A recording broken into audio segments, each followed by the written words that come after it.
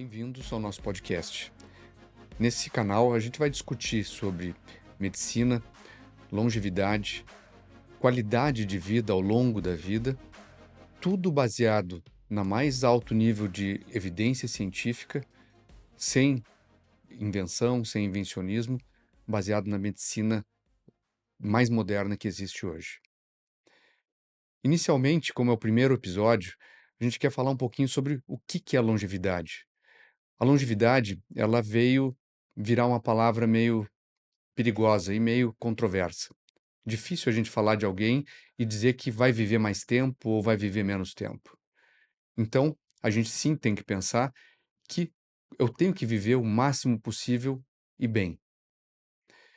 Existem várias ferramentas para isso que a gente vai discutir ao longo desse episódio. Mas quando a gente vem falar em longevidade, a primeira coisa que vem na cabeça da gente são as pessoas que vivem muito tempo. Por que existem pessoas que vivem uma vida muito longa e com uma qualidade de vida muito boa?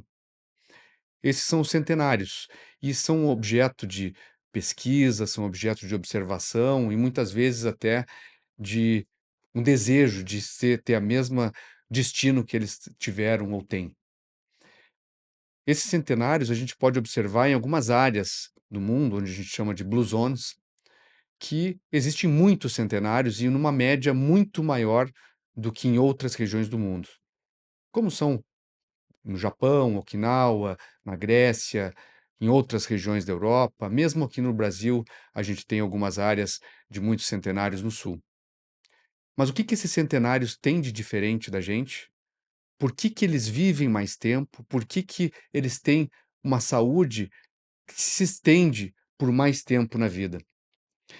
E, geralmente, quando a gente pensa nisso, será que esses centenários, eles estão comendo alguma coisa diferente da gente? Será que eles estão tomando algum medicamento? Será que eles têm um estilo de vida diferente? Será que é pura genética? Será que é uma dieta específica? O que leva alguém a ter uma vida muito mais longa e alguém não conseguir atingir essa longevidade toda? Quando a gente vai olhar o centenário a fundo, a gente pode discutir, poxa, esse vive lá na Europa, é por dieta mediterrânea. Ah, não, mas vive lá no Japão, ele tem uma dieta só baseada em peixes e outras coisas. Isso influencia? Claro que influencia. Mas será que é só isso? Quando a gente vai olhar o que todos esses centenários têm em comum, o que eles têm e hábitos e conjunto de hábitos que os levam a ter essa vida mais longa. E se a gente for olhar, todos eles têm algumas coisas em comum. Independente do tipo de dieta, independente do exercício que eles gostam de fazer, independente da genética, da etnia, a gente vai encontrar sempre algumas coisas em comum. Geralmente uma dieta rica em vegetais, geralmente atividade física regular, um forte senso de comunidade e um controle de estresse. Essas são coisas comuns a todos eles. Cada um deles, às vezes, quando a gente fala, então, dieta rica em vegetais, a gente pode estar falando, cada um tem sua estratégia. Será que existe uma estratégia maior ou melhor? A gente pode discutir um pouquinho sobre isso. Mas é incontestável que essas características, esses atributos, estão em comum em todos esses centenários estudados. E quando a gente vai falar disso, então, a gente tem que pensar que, de certa forma, se funciona para eles, a gente pode tentar reproduzir isso. Mas o que é uma dieta adequada? O que é esse exercício ou se manter ativo? Como que a gente controla esse estresse? Qual é a melhor dieta? O que a gente pode tirar dessas lições? Primeiramente, eu acho que a gente tem que pensar assim, hã, por que o que é longevidade? A longevidade, então, fatores que determinam isso são vários. Como a gente falou, é o estilo de vida. Então, qual é as doenças que a gente tem que evitar? Porque é comum a todos eles, hã, um controle das doenças crônicas, uma manutenção de uma vida cognitiva, uma função cognitiva saudável e um estilo de vida socialmente engajado e ativo. Hã, existem outros fatores também que influenciam isso, não só as doenças, mas, por exemplo, hábitos em geral. Quando a gente pensa em envelhecimento ou viver mais, a gente tem que considerar, claro, que fatores genéticos, porque são importantes e eles vêm com uma carga, a gente vem com uma carga já programada, mas mais importante que isso, fatores epigenéticos. Fatores epigenéticos são fatores que atuam na genética, ativando ou desativando alguns genes, hã, através de alterações químicas, como metilação, por exemplo, e que vão afetar a expressão desses genes sem alterar a sequência genética do DNA. Essas alterações epigenéticas, elas têm uma função importante em influenciar esse envelhecimento e a capacidade das células de funcionar muito bem. Então, a gente não está totalmente dependente e a gente não nasce com uma sentença ou com um livro escrito de começo, meio e fim. Talvez 80% do que a gente vai ter de longevidade ou de que vai depender essa longevidade estão relacionados ao o que nós vamos fazer ao longo da vida e o que que nós vamos fazer da nossa vida. Seja do ponto de vista estilo de vida, seja do ponto de vista de controle de doenças, prevenção, seja do ponto de vista de atitudes que a gente possa tomar para controlar melhor esses fatores que a gente controla, que são os epigenéticos, porque a genética ela está determinada. Os epigenéticos são aqueles que a gente pode atuar. Também, a gente tem que pensar o que que a gente quer com essa vida longa. Será que adianta só viver 100 anos? Será que é suficiente? Claro que não. A gente quer viver e quer viver bem, quer ter uma vida ativa e poder executar aquelas coisas que a gente gosta tanto ao longo da vida, sem perder a saúde ao longo desse tempo, ou pelo menos uma manutenção por mais tempo possível. Esse é um conceito que a gente fala e diferencia um pouco da o tempo de vida e o tempo de qualidade de vida, ou a vitalidade que a gente tem ao longo desse tempo. O americano tem 2 termos muito bons para isso, que seria o lifespan, onde a gente pensa exatamente nesse tempo de vida, e o health span, que vem então da saúde, então esse tempo de vida com saúde.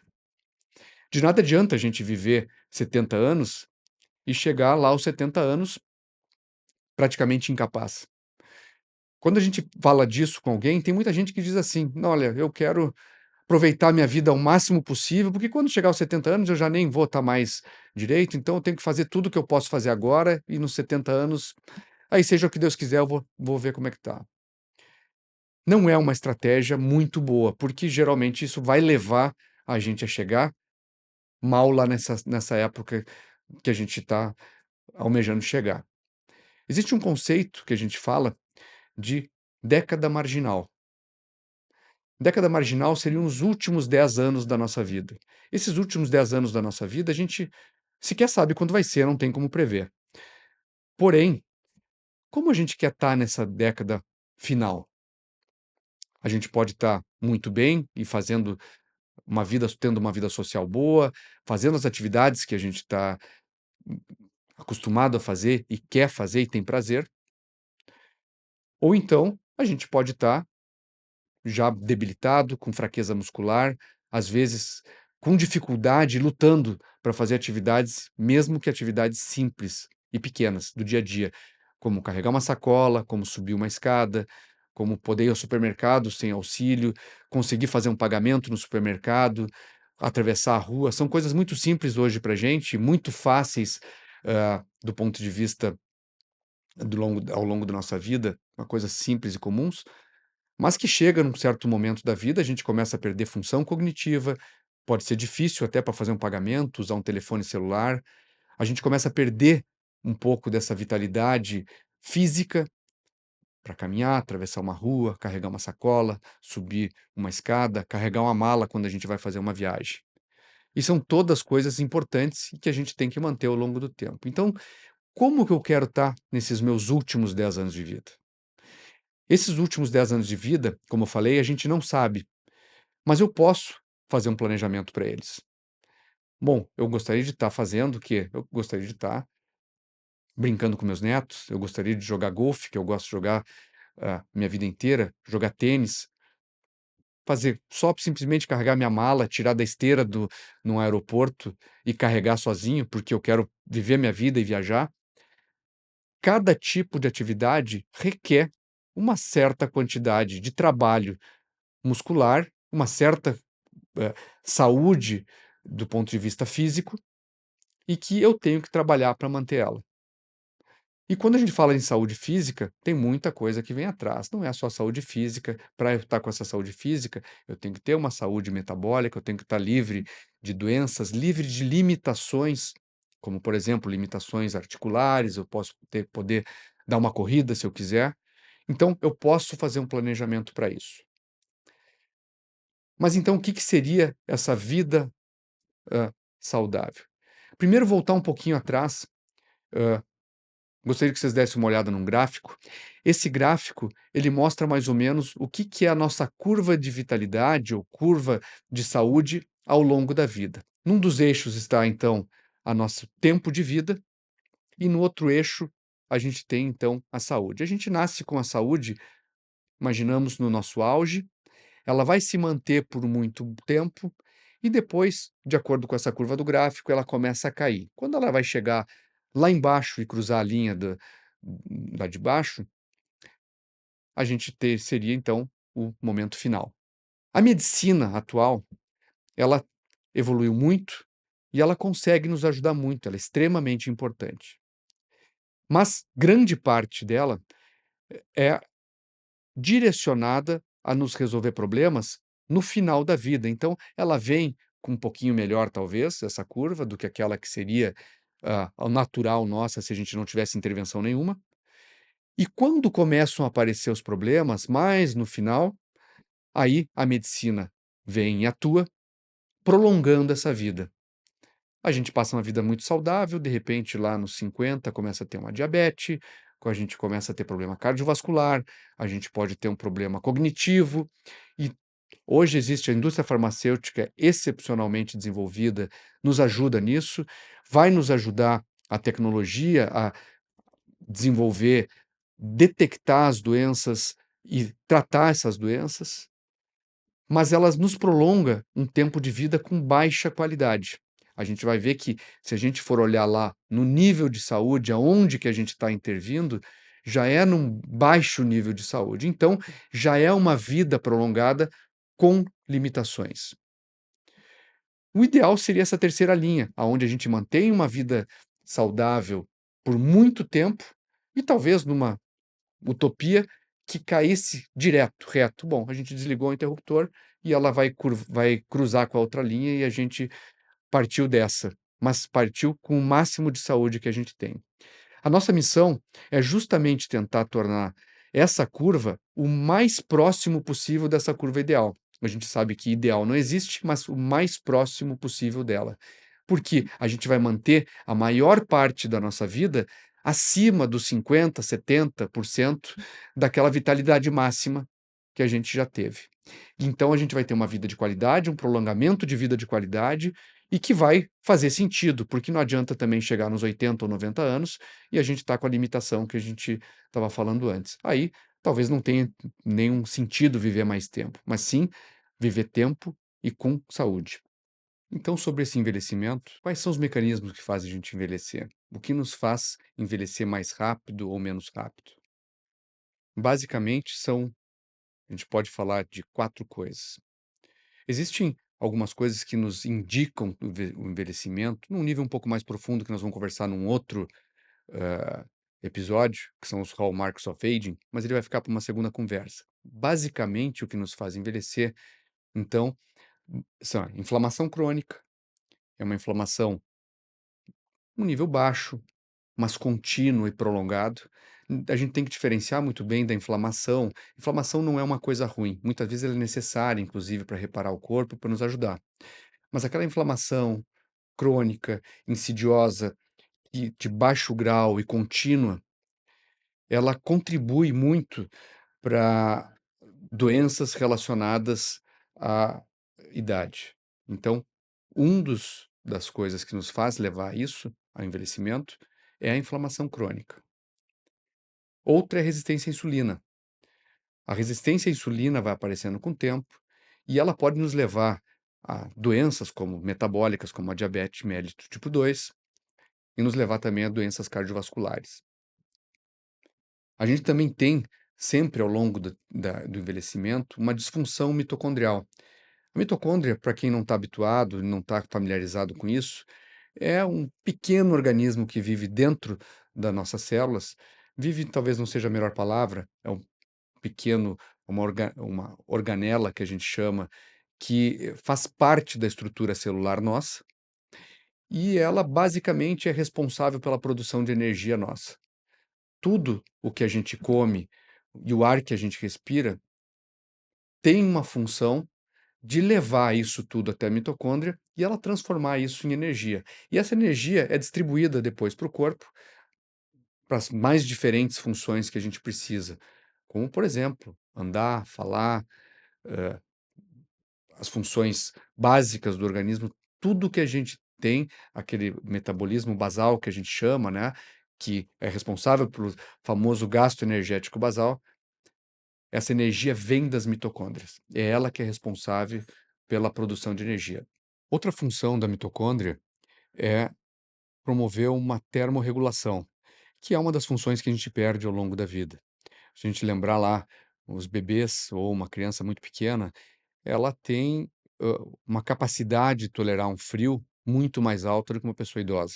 A gente tem uma capacidade de produzir calor maior nas idades mais jovens do que na idade mais avançada. Então, ela tem a capacidade de, em vez de simplesmente produzir energia, de produzir calor para manutenção dessa temperatura estável. Isso também a gente vai perdendo, que é uma das funções da mitocôndria. Outra coisa que vai fazendo a gente envelhecer tem a ver com uma pequena porção no final da dos cromossomos nossos que chama telômero. A função do telômero, ele é como se fosse uma capinha que evita o desgaste do DNA nos processos de divisão celular. E com o passar do tempo, essa capinha ela vai encurtando e a gente vai chegar num ponto onde a célula já fica mais disfuncional, perde sua função, ela entra em senescência e ela é uma célula já, digamos, inútil para o corpo e que ajuda, inclusive, na inflamação. Então, essas são as principais coisas que estão acontecendo. Dito tudo isso, então, o que que é o envelhecimento? O que que a gente quer? A gente quer tentar prolongar a vida com saúde. E, basicamente, quando a gente pensa em melhorar isso, a gente tem que pensar em algumas coisas. Primeiro, em promover a saúde. A gente quer ficar saudável por mais tempo. E também a gente prevenir todas essas doenças que podem acontecer ao longo da vida. Quando a gente fala em prevenção, a gente tem alguns pilares que são importantes e que valem a pena ser discutidos um a um. Então, o primeiro pilar para nossa manter essa saúde por mais tempo é a nutrição. A gente sabe que tem que ter um equilíbrio de macronutrientes, a gente fala em carboidratos, proteína, a gente tem que ter a quantidade certa, tem que bater o número de proteína, a quantidade de proteína, para a gente poder ter a massa muscular e manter massa muscular, que é outra coisa que a gente vai perdendo ao longo do tempo. E a gente sabe que existem estratégias diferentes dentro da nutrição para a gente manter essa saúde ou ser mais longevo. Uma das poucas coisas que é incontrovérsia e tem robusta evidência científica é que uma dieta hipocalórica ela está relacionada em vários estudos, não só em ser humano, como em vários outros organismos, com uma longevidade maior. Nem sempre ela é a melhor estratégia para todo mundo. Mas a gente sabe que uma dieta hipocalórica leva ou faz a gente ter a tendência a ter uma vida mais longa. A gente poderia dizer assim: "Ah, será que os tipos de jejum, então, também fazem a mesma coisa?" Claro que a gente sabe que os jejuns têm alguns benefícios, como, por exemplo, induzir a autofagia, embora o jejum tem que ser prolongado para isso. Porém, cada tipo de estratégia nutricional, a gente vai discutir depois, e elas são direcionadas de acordo com cada pessoa, a gente não pode fazer isso para todo mundo. Uma das coisas, então, já falando, por exemplo, se você tem que ganhar massa muscular, é impossível a gente falar em restrição calórica. A gente pode até manter um pouco a massa muscular dessa forma, batendo a proteína, mas restrição calórica não vai levar a um ganho de massa muscular. E a massa muscular é extremamente importante para a gente manter uma vida mais longeva. Então, a nutrição é super importante. Uma segunda coisa importante é o exercício físico. E o exercício físico, ele vem para melhorar a saúde. Hoje a gente já não olha mais o músculo como simplesmente um órgão para locomoção e movimento. Ele é, sim, um organismo extremamente importante, inclusive que produz várias substâncias que têm benefício tanto do ponto de vista cardiovascular quanto do ponto de vista cognitivo. E o exercício físico, a massa muscular, e nós não estamos falando aqui de bodybuilder. A gente não está dizendo que a gente tem que ser uma montanha de músculo para isso funcionar. Mas basta a gente pensar que ao longo do tempo e ao longo do envelhecimento, a gente tende a perder massa muscular e essa massa muscular começa a ser muito difícil de repor. A gente entra num estado de resistência anabólica e a gente começa a ter dificuldade de ganhar massa muscular. Então, ao longo da vida, a gente tem que preservar essa massa muscular, talvez ganhar massa muscular e fazer alguma reserva, porque ela vai ser extremamente importante lá na frente. Seja para a gente se locomover e ser independente, se movimentar, levantar sozinho, fazer algum exercício ou esporte que a gente queira fazer, seja para proteção para questão de quedas, reduzir a chance de quedas. A gente sabe que também o exercício e o exercício de resistência melhoram a densidade óssea, que vai reduzir fraturas. Um dado importante é que uma fratura após os 65 anos de idade, de um osso longo, eles aumentam a chance de mortalidade até 30% nesse ano subsequente à fratura. Não que o osso quebrado leva a isso, mas as coisas que se desencadeiam após isso podem levar, então, um risco aumentado de morte. Quando a gente fala em perda de massa muscular, a gente geralmente pensa que a gente vai perdendo, né, gradativamente ao longo dos anos. E quando a gente olha em nível populacional, isso é uma coisa que realmente sim, é assim que acontece. A gente vai vendo que a média vai diminuindo. Mas individualmente falando, é muito diferente essa perda de massa muscular. A gente perde geralmente em degraus.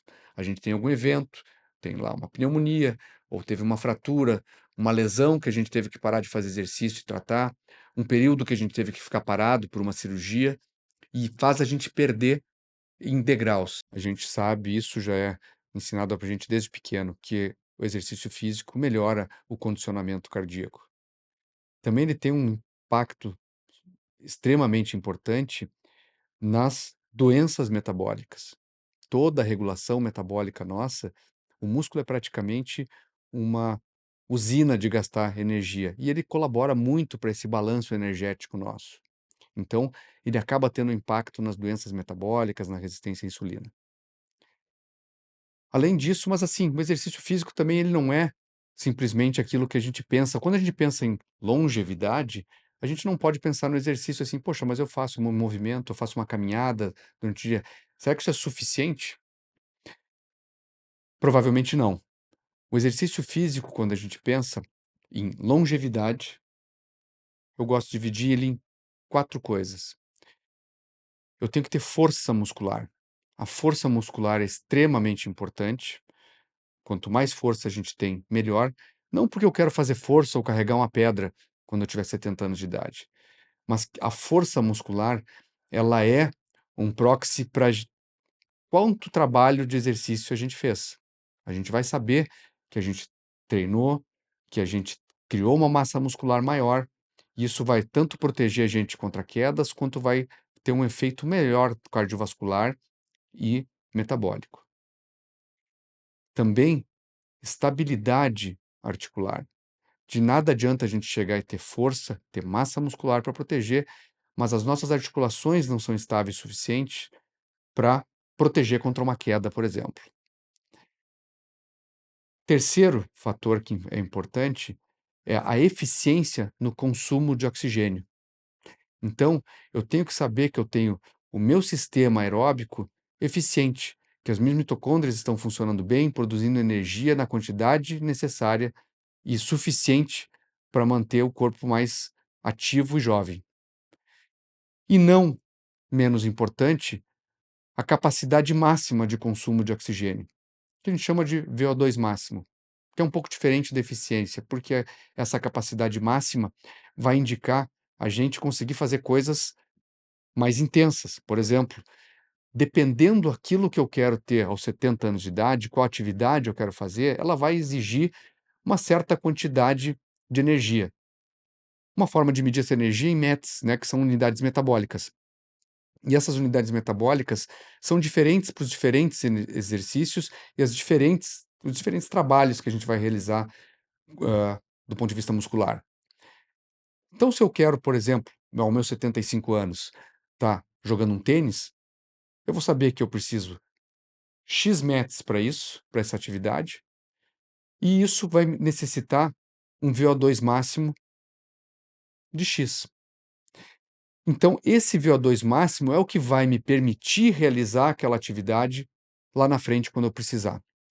Então, é importante que eu tenha não só um bom VO2 máximo hoje, mas que eu tenha uma folga para que a minha curva, porque a gente perde naturalmente ao longo do tempo e a gente não consegue manter a mesma nível de VO2 máximo lá da juventude aos 70 anos de idade, mas a gente pode deixar ele o melhor possível dentro dessa curva. E que a nossa curva nos leve a um momento futuro de conseguir fazer essas atividades que a gente quer. Então, para isso, a gente tem que trabalhar. Provavelmente, a gente tem que se manter aos níveis máximos, aos 5% melhores para a idade que a gente tem. Então, é outro fator do exercício. Então, para isso, são estratégias de exercício muito específicas.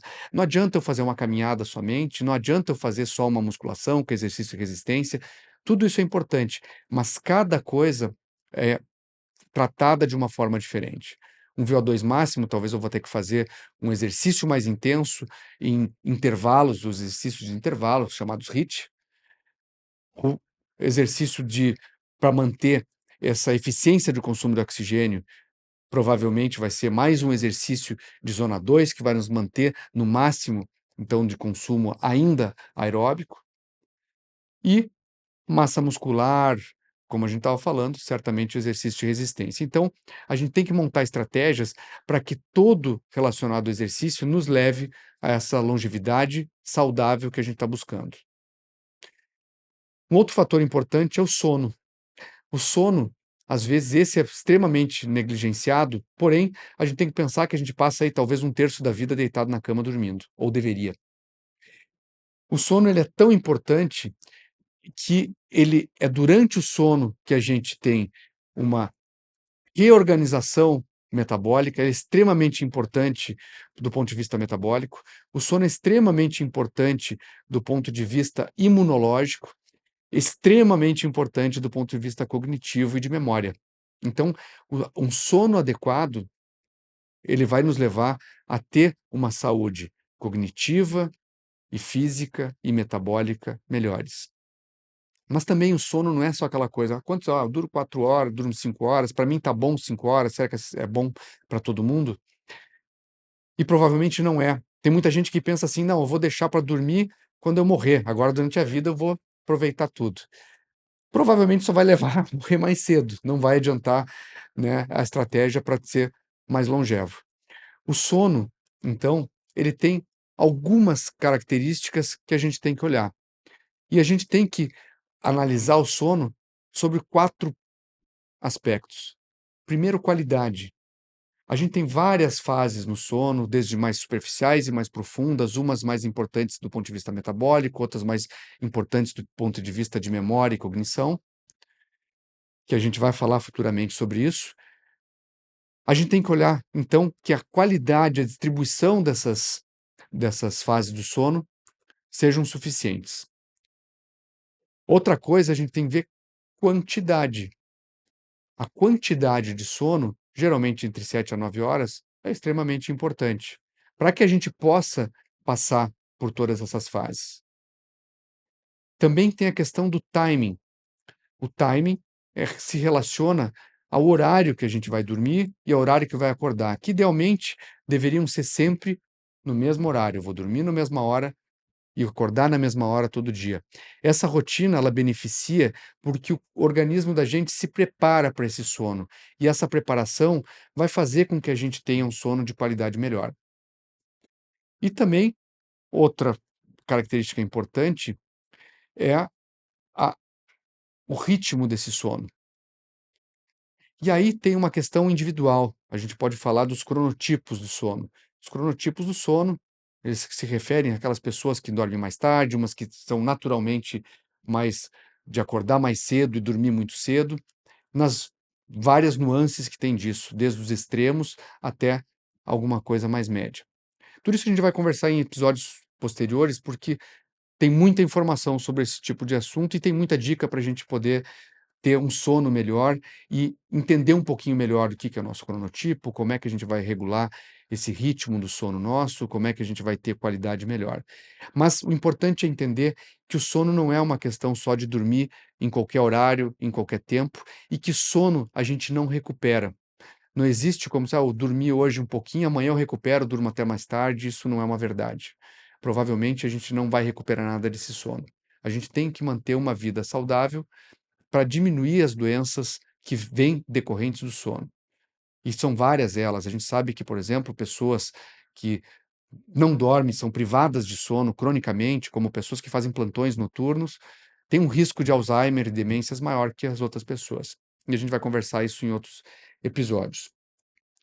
Um outro pilar disso tudo é a saúde mental. E a saúde mental, ela vem em vários aspectos. Uma é essa questão do convívio social e a gente co ah, manter contato social. A gente sabe que o ser humano é um ser extremamente social. E esse contato, essas conexões que a gente faz sociais são extremamente importantes na nossa vida. Elas ajudam a gente tanto do ponto de vista de controle do estresse, como também vão auxiliar a gente também, do ponto de vista cognitivo e de memória.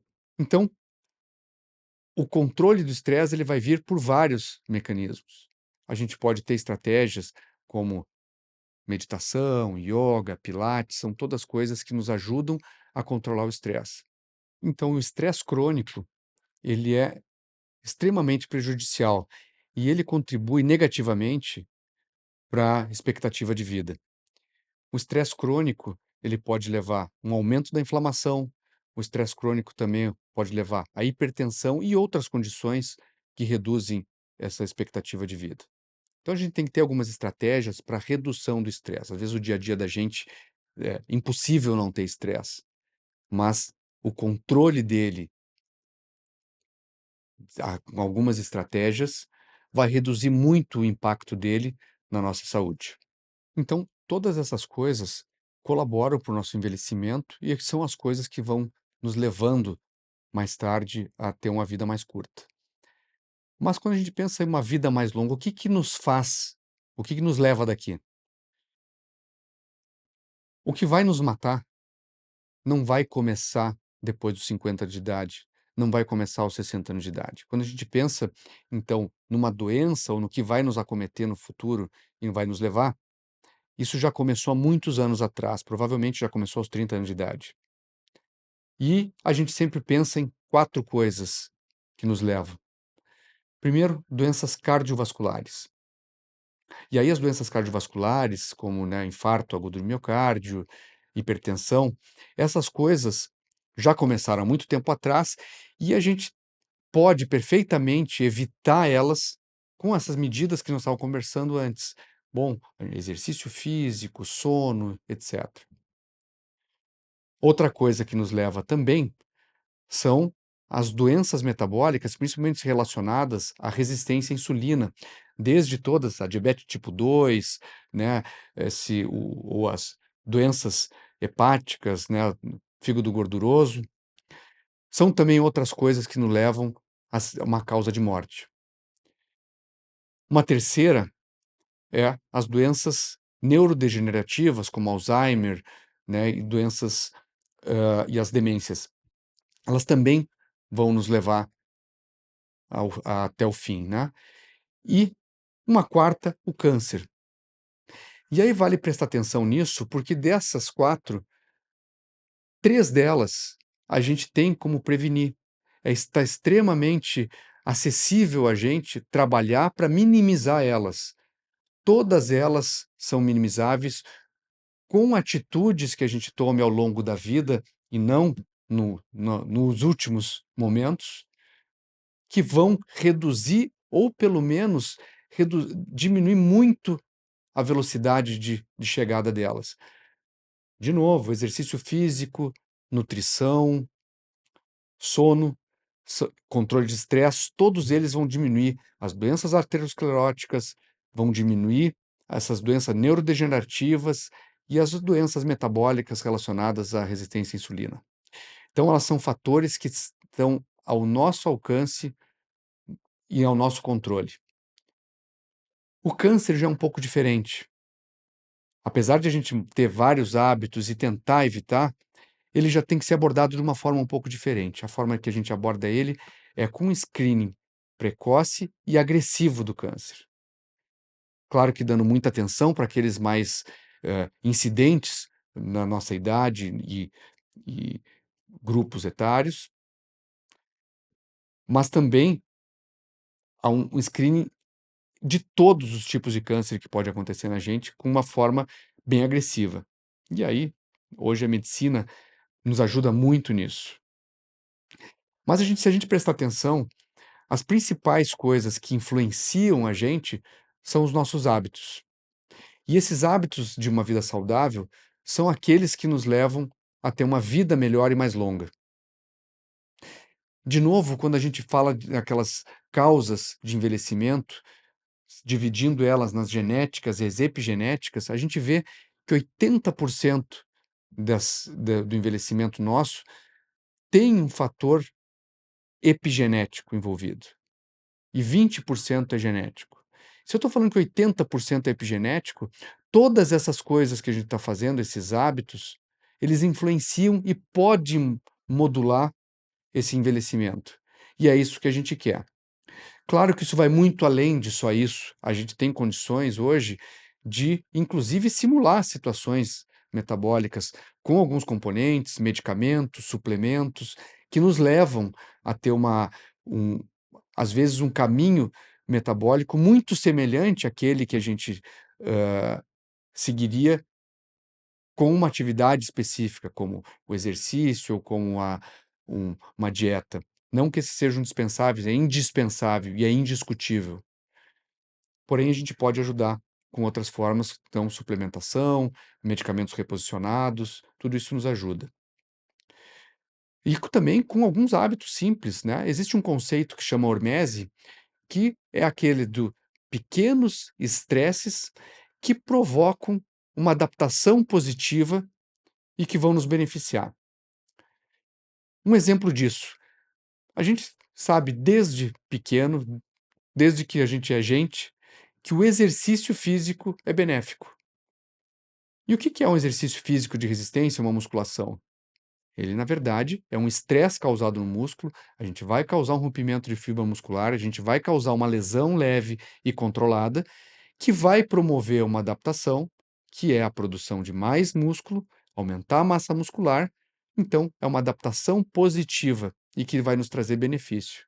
Então, esse é um dos princípios que é a hormese: exposição ao frio, exercício, exposição ao calor, fome, são pequenas coisas que nos provocam adaptações.